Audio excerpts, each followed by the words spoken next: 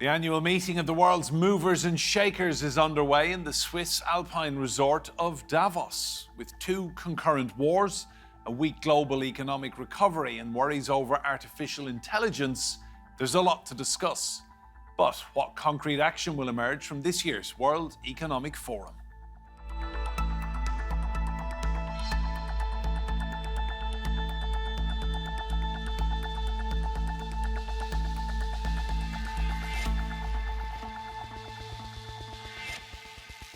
Hello and welcome to Roundtable. I'm Enda Brady.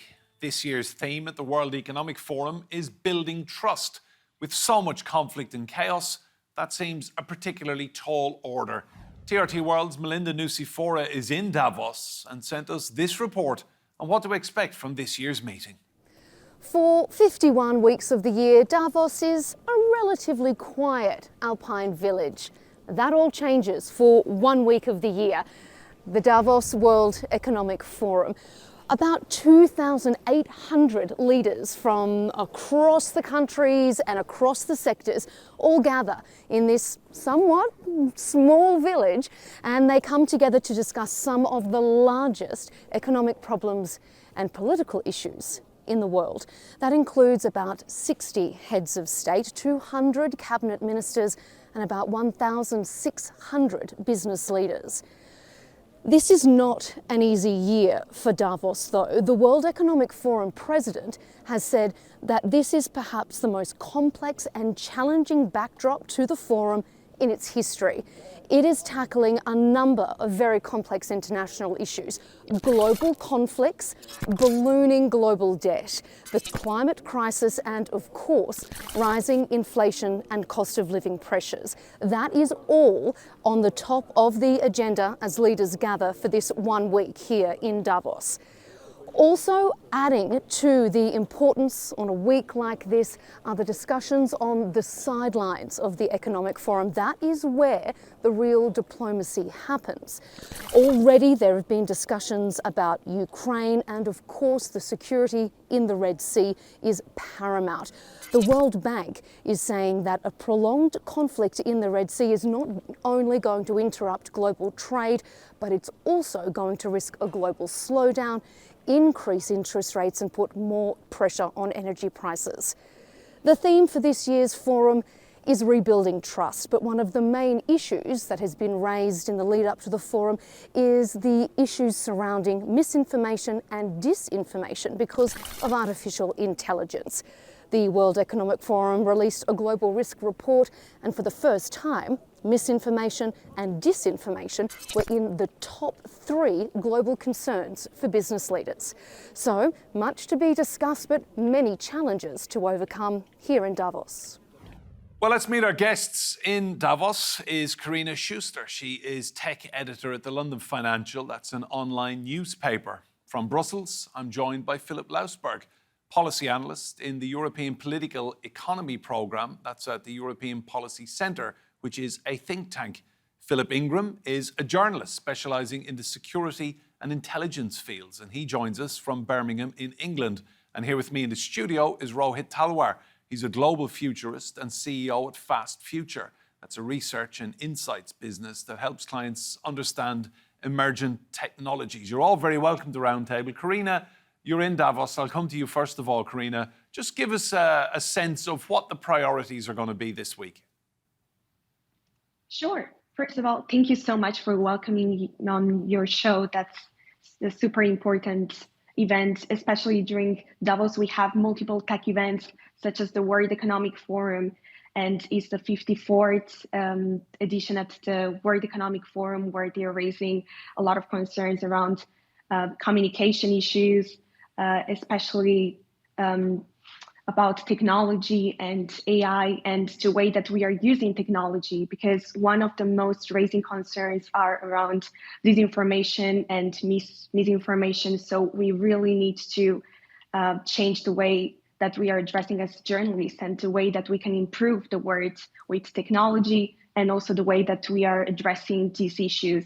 And during the Web3 Hub event, where I'll be speaking tomorrow, we'll be addressing new ways how we can improve actually the way that we are communicating as journalists, and also how we can actually create more trust.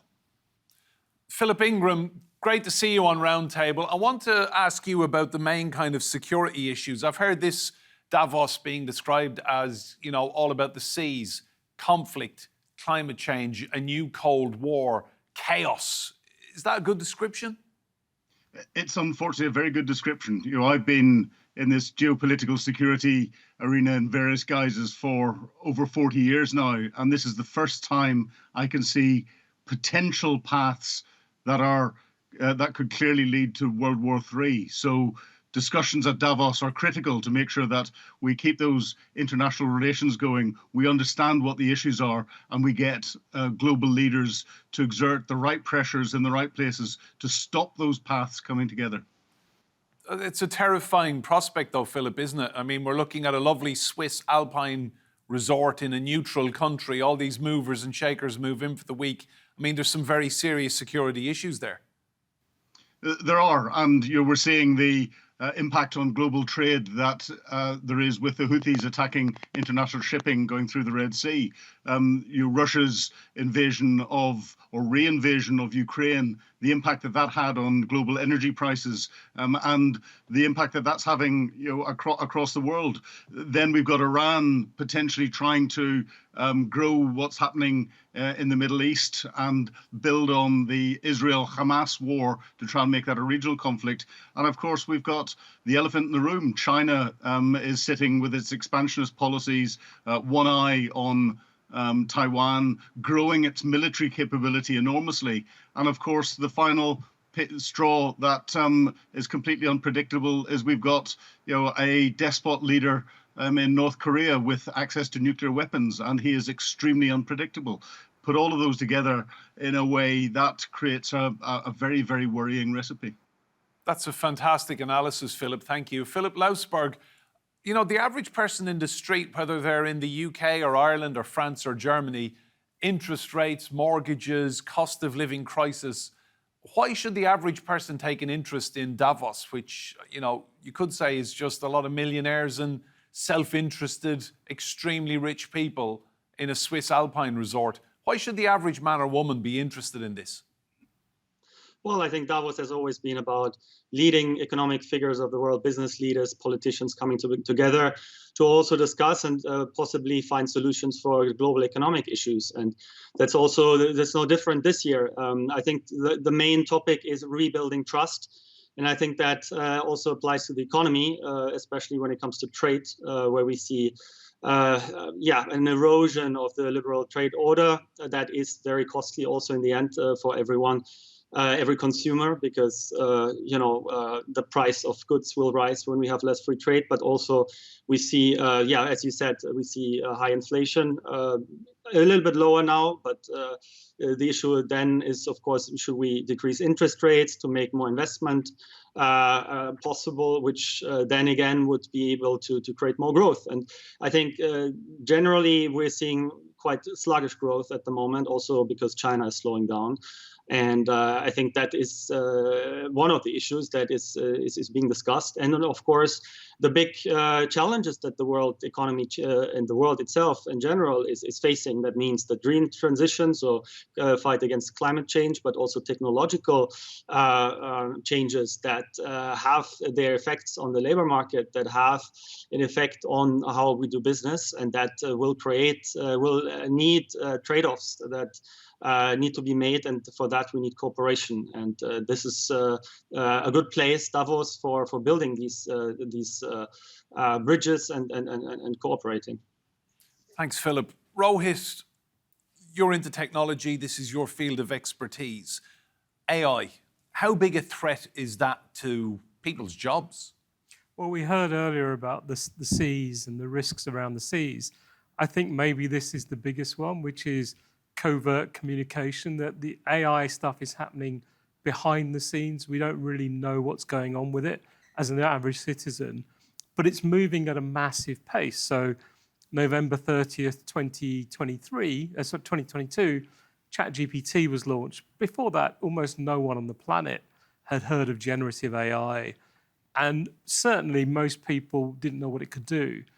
A year later, everyone's changing their businesses, their organizations.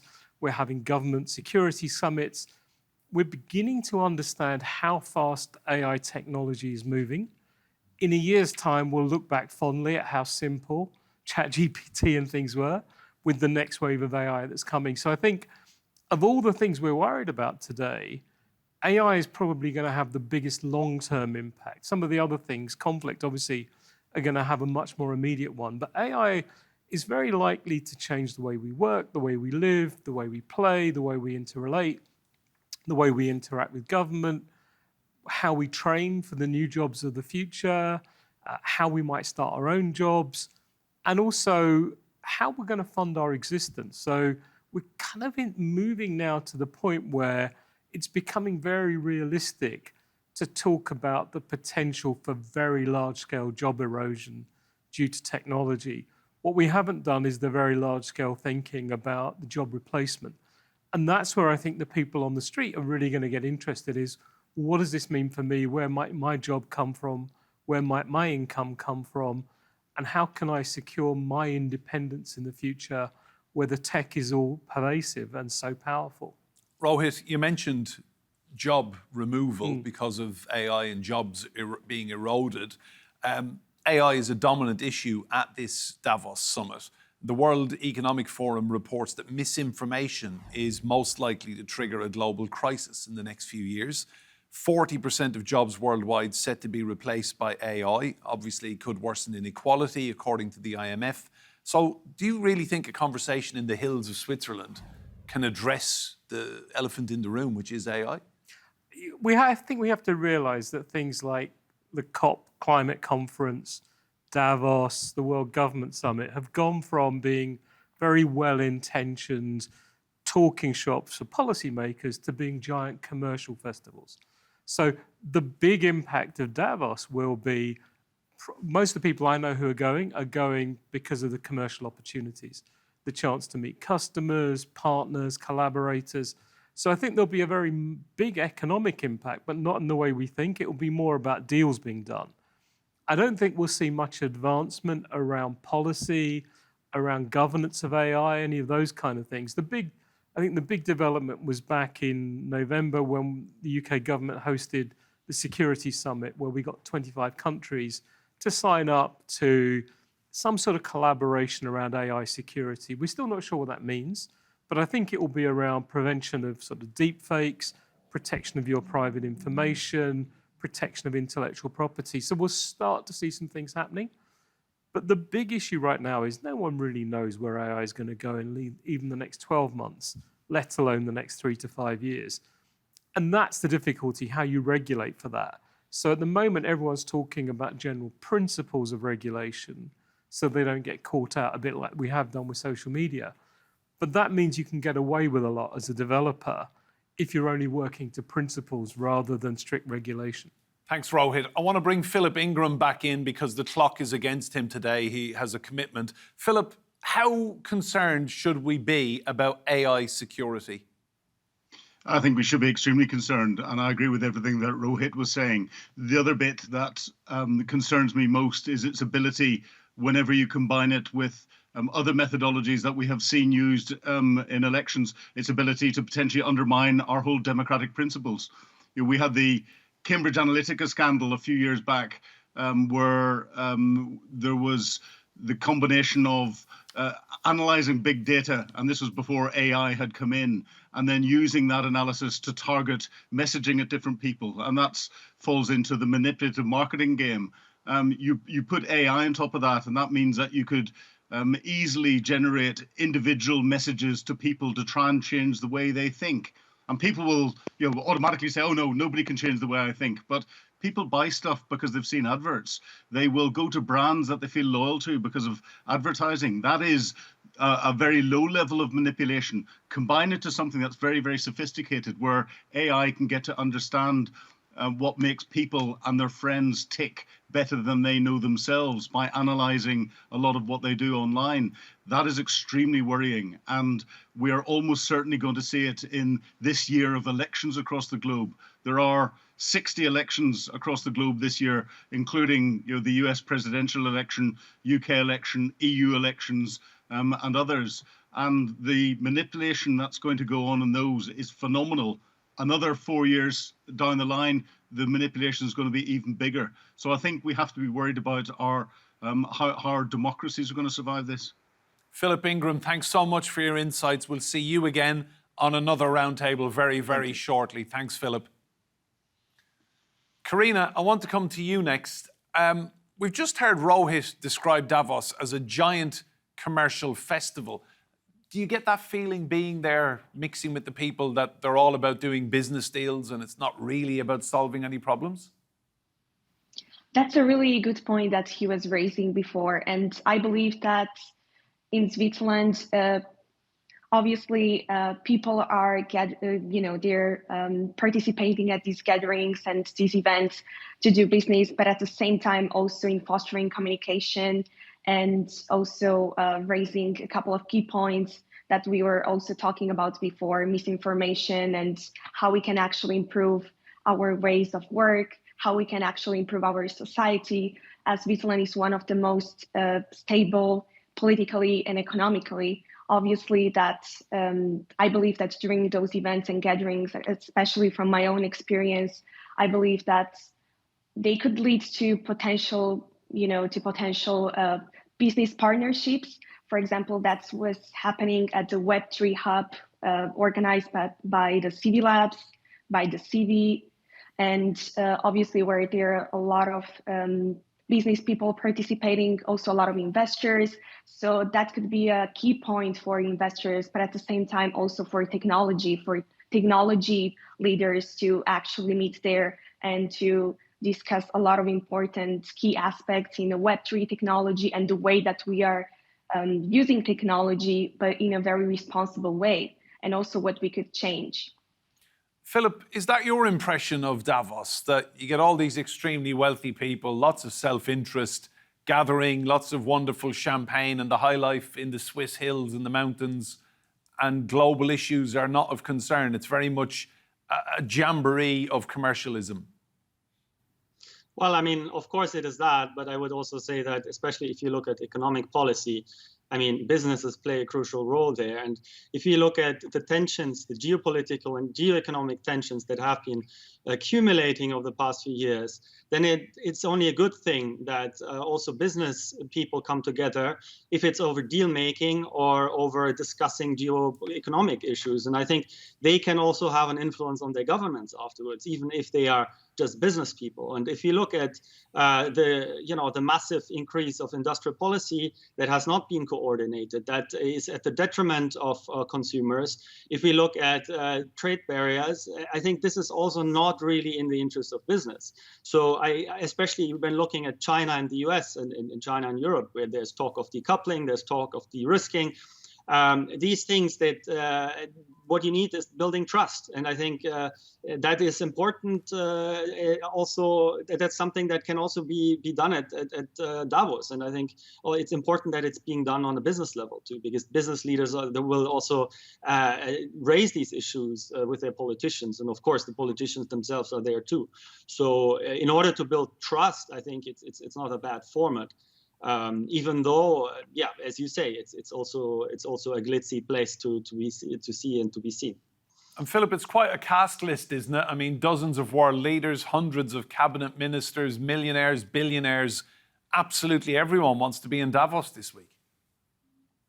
Yeah, that's right, and I think it's become a society event. But as I said before, I think the agenda is full of events that deal with very serious global problems. And I mean, you can say this is just empty talk, but again, I think building bridges, building connections is important. Even if you do it over a glass of champagne, you might be able to then continue the conversation on a more political or economic level, and that if we are lucky, that will have good outcomes for the world.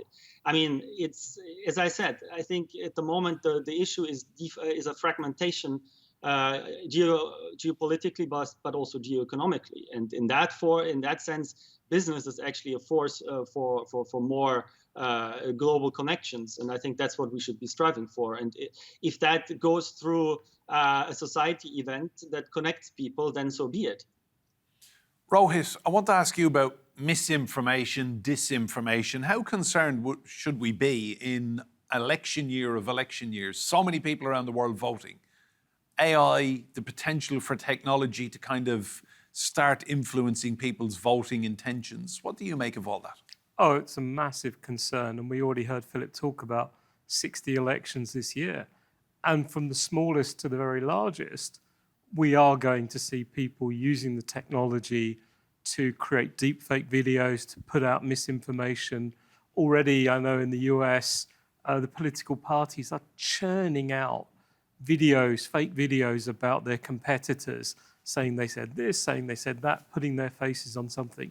To give you a feel, I could take 10 seconds of your voice and 10 seconds of your face, and within the next hour, I could be running social media campaigns on every platform with content that AI is generating. I'd never have to tell you. And literally, I could be pushing out hundreds of social media posts. And it's believable? Yeah, it's your face. You're a very credible person. You're a trusted voice in the media just for people place. who don't understand this, and I'm grappling with a lot of the technology myself and what it is capable of doing. So you could, for example, take a world leader, make a video of them saying something really inflammatory or derogatory about someone, and pump that out on social media, and people will believe it because they see it. Absolutely. And we'll put it into words that would resonate with the particular audiences you're targeting. So they're using the language, but it sounds like that person. But the words, the facial gestures, everything would look very realistic. The content would be auto-generated. So you might say, okay, create me 25 different posts about, let's say, the Labour Party's, the damage the Labour Party could do to the economy with their green policies. Straight out, and then we'll put them into Keir Starmer's voice and his face, pushing them out as commitments from him that would then scare people. And the same with what's going on now. We'll show a video and we'll say, okay, this is the candidate for this particular state as senator.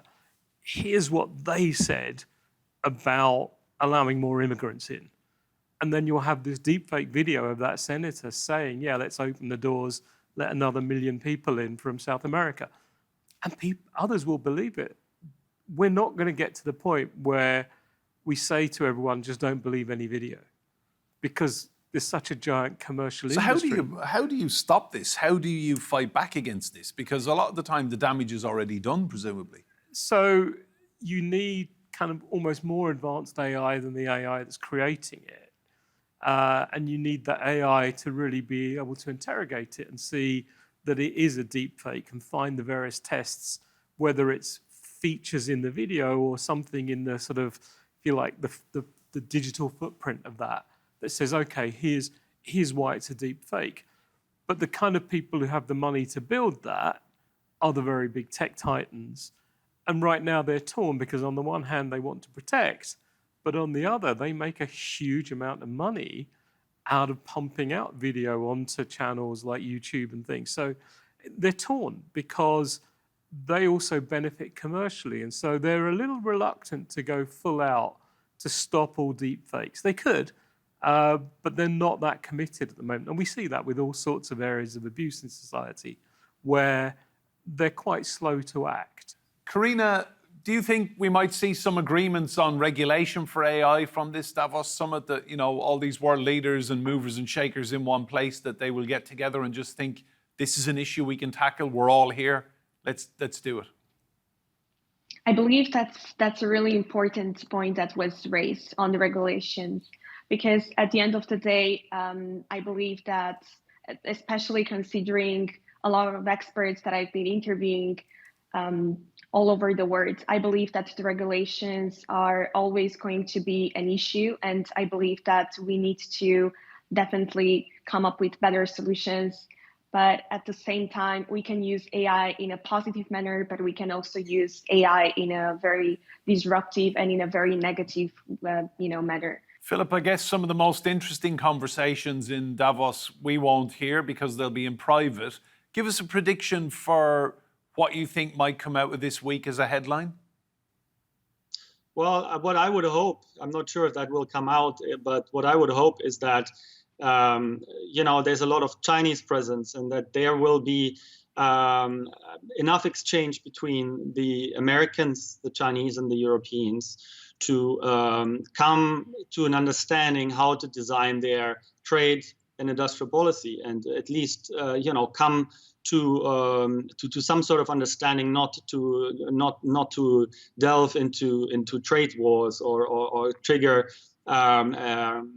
subsidy races that would be at the detriment to consumers worldwide and at the detriment to national economies. So I think it really is about finding a common ground on economic issues to take the world economy forward. And I think there is a possibility that China is becoming a little bit less hawkish due to their weak economy at the moment. I think they're interested in talking. They're interested in saving also their exports and making sure that tariffs are not being built in the Western world against Chinese goods. So I think there is actually the potential for some sort of compromise in the mid run, and maybe some foundations of that could be laid in Davos. Philipp, Carina, and Rohit, thank you all so much for your insight. Remember, you can see more discussion and debate on our YouTube channel. Search for Roundtable TRT World. But for now, from me and Brady and all of the team here, goodbye and thank you for watching.